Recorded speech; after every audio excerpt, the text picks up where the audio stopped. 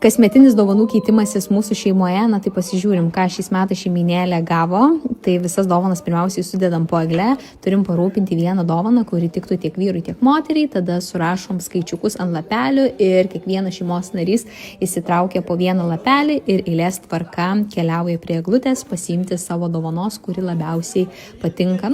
Iš įpakavimo, aišku, ją atpakuoja, tai gali matyti, va senelis ir namų kvapą gavo, kitas šeimos narys gėrio gavo probiotikų, kad pastiprinti imunitetą, dar kitas narys rinkinuką maisto, ir visokiausių tų dovanėlių galima rasti. Tai kiekvienas jau pagal fantaziją parenka už tam tikrą sumą, ne už tam tikrą, mes tiesiog nusistatom sumą 35 eurai ir turim tokią dovaną išrinkti.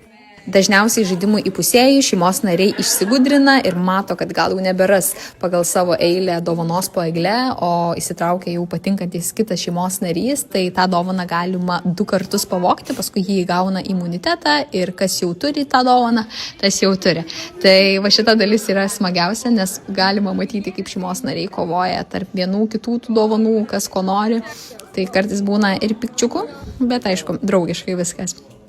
Tai va taip, tai kas irgi nori tokio įdomesnio, smagesnio dovanų traukimo, tai šitą tikrai labai rekomenduoju jums kitiems metams įsisaugoti.